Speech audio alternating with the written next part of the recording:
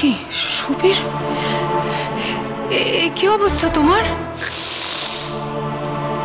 যে স্বামীকে তার স্ত্রী ছেড়ে চলে যায়, যে স্বামীকে তার স্ত্রী রাস্তার কুত্তার মতো ট্রিট করে, তার এই অবস্থা হয় না তো কার হবে মা? আমি শেষ হয়ে গেছি, শেষ হয়ে গেছি আমি। ছি ছি বাবা, এসব কথা বলতে নেই।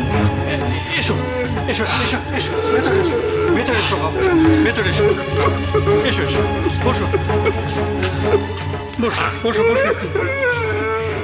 সুবীর, বলছি তুমি এখানে? তোমার বাবা যে বললো তুমি উপাসনাদের বাড়িতে গেছো, আমরা তো সেখানেই যাচ্ছিলাম। হ্যাঁ আমিও তো গেছিলাম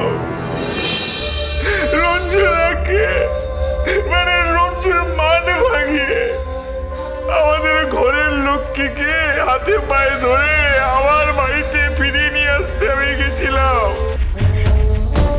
কিন্তু রঞ্জু আমাকে এগিয়ে দিয়েছে। জানেন মা, রঞ্জনা আমাকে গলা ধাক্কা দিয়ে তাড়িয়ে দিয়েছে। আপনার মেয়ে এখন আর আমাকে একদম সহ্য করতে পারে না। তুমি কি বলছো বাবা? রঞ্জনা এরকম করবে কেন? তুমি তো স্বামী, রঞ্জু প্রেম করে তোমার সঙ্গে বিয়ে করেছে, এত দিনের সম্পর্ক তোমাদের। হ্যাঁ, আমরা তো কিছুই বুঝতে পারছি না। ও তোমাদের বাড়ি থেকে চলেই বা এলো কেন, আবার তোমাদের বাড়ি যেতেই বা চাইছে না কেন? কেন রঞ্জনা আপনাদের কিছু বলেনি? কই না তো বাবা। আর আমার বাবা কিছু বলেনি? না, কেউই কিছু বলেনি আমাদের। যাক, বাঁচা গেল। তুমি বলো না সুবীর, এমন কি অশান্তি হয়েছে তোমাদের মধ্যে? থাক না মা, থাক না। ওরা নিজে থেকে যখন কিছু বলতে চায়নি তখন আমার বলাটা উচিত হবে না?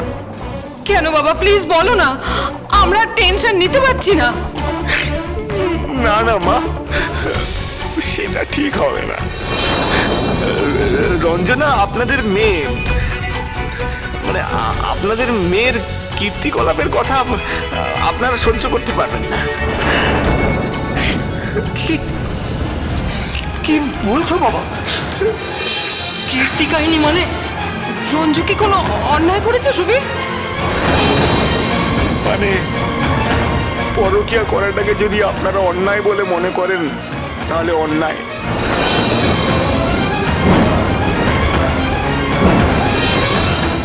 চ্যাটার্জি বাড়ির মেয়েরা, সোম থেকে শনি সন্ধ্যে 7টায় আকাশ 7 ও প্ল্যাটফর্ম 8 অ্যাপে।